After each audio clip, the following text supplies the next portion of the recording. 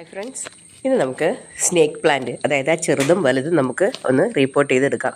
അപ്പോൾ ഈ ചെറുതൊക്കെ ഇതിന് ഒന്നാമത് മഴക്കാലം കൂടിയൊക്കെ ആയതുകൊണ്ട് നിറച്ച് പുല്ലൊക്കെയാണ് കേട്ടോ. അതിൻ്റെ ഇടയിൽ നിന്ന് എടുക്കണം. കാരണം ഇത് നമ്മൾ നേരത്തെയൊക്കെ റീപ്പോർട്ട് ചെയ്ത് കഴിഞ്ഞിട്ട് ബാലൻസ് വരുന്നത് ഞാൻ ഈ ചെറിയ പാത്രങ്ങളിലൊക്കെ നട്ടു വെക്കും. അപ്പോൾ പിന്നെ അത് അവിടെ ഇരുന്ന് അത് വലുതായി കഴിയുമ്പോൾ പിന്നെ നമ്മൾ അതിനെ എടുത്ത് വീണ്ടും റീപ്പോർട്ട് ചെയ്ത് എടുക്കുക ചെയ്യാറ് കേട്ടോ. അപ്പം ഇപ്പോൾ മഴയൊക്കെ അല്ലേ, അപ്പോൾ അതുകൊണ്ട് ഈ സൈഡൊന്നും ശ്രദ്ധിക്കാൻ പറ്റിയിട്ടില്ല, നിറച്ച് പുല്ലൊക്കെ ആയി. ഇനിയിപ്പോൾ അവിടെയൊക്കെ ക്ലീൻ ചെയ്യണം. അപ്പോൾ ഇതിനകത്ത് നിന്ന് ഞാനിത് എടുക്കുവാണ്. അപ്പോൾ ഇത് 2 പാത്രത്തിൽ ഉണ്ട് ചെറുത്. ഇനി പിന്നെ ഇവിടെ വലുതിൻ്റെ 2 ചട്ടിയിൽ ഉണ്ടായിരുന്നു, അത് നിറച്ച് ഫുള്ളായി ആ ചട്ടി. അപ്പോൾ ഇനി നമുക്ക് ഇത് രണ്ടും കൂടെ മിക്സ് ചെയ്തിട്ട് നമുക്കിതൊന്ന് റീപ്പോർട്ട് ചെയ്ത് എടുക്കാം.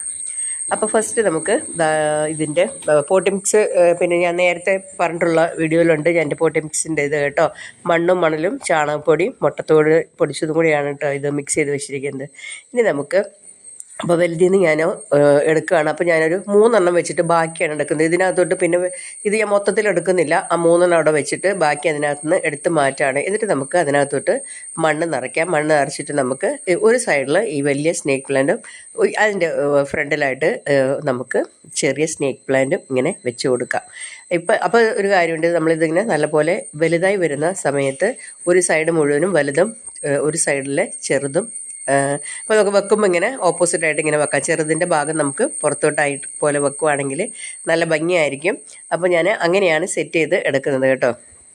അങ്ങനെ ഞാൻ 5 ഞാൻ സെറ്റ് ചെയ്ത് ഇതുപോലെ എടുക്കുന്നുണ്ട്. അത്യാവശ്യം ചെറിയ സ്നേക്ക് പ്ലാന്റും വലിയ സ്നേക്ക് പ്ലാന്റും അത്യാവശ്യം നല്ല പോലെ തന്നെയുണ്ട്. എല്ലാത്തിലും ഒരു 3 വെച്ചൊക്കെ വെക്കാനുള്ളതുണ്ട് കേട്ടോ.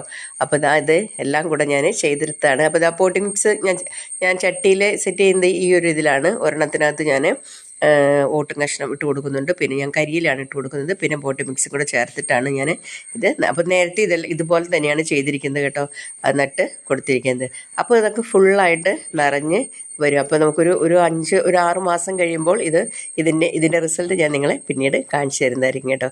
ഇഷ്ടപ്പെടുകയാണെങ്കിൽ തീർച്ചയായിട്ടും ലൈക്ക് ചെയ്യാനും ഷെയർ ചെയ്യാനും മറക്കരുത്. Thanks for watching.